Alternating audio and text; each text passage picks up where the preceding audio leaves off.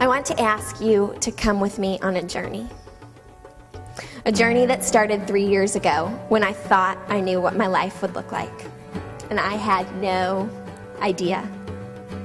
A journey that has shown me more about the Father's heart and His extravagant compassion than I could have ever imagined.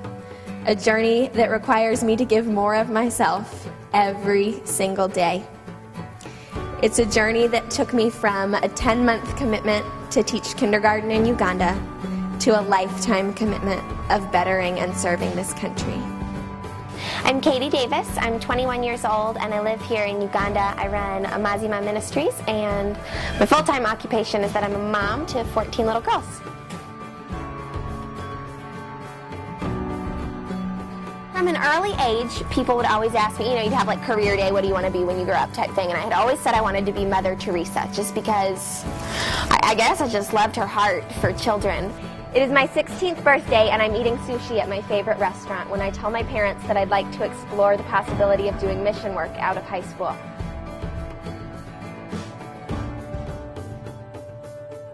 I graduate high school having made a commitment to teach at a preschool for a year in the middle of nowhere, Uganda.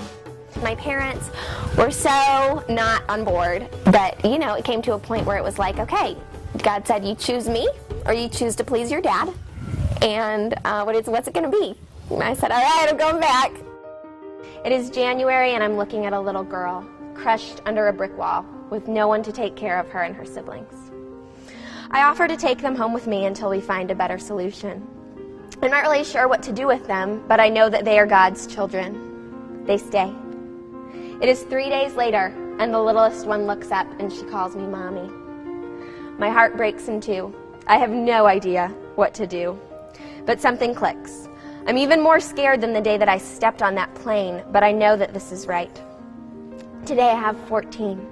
I get a lot of that, like, do you really feel that they're your children? Do you really feel like it's a family? And I say, you come on over for dinner and tell me, because it is our family. People say to me all the time, like, wow, you are so lucky that you found what God wants you to do with your life. And I kind of look at those people and think like, well, I didn't find it. It was just in the Bible. And so as someone who calls themselves a Christian, it's very apparent that you are to love the Lord with all your heart, and then you're to love your neighbor as yourself. And like, myself doesn't want to be starving. And so I don't want other people in the world to be starving.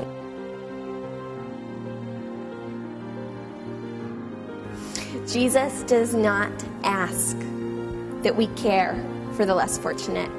He demands it. When calling ourselves Christ followers, caring for orphans and the desolate and the widow are not an option. It's a requirement. I would like to invite you to come with me on this journey that is so far from over and see what God will do next.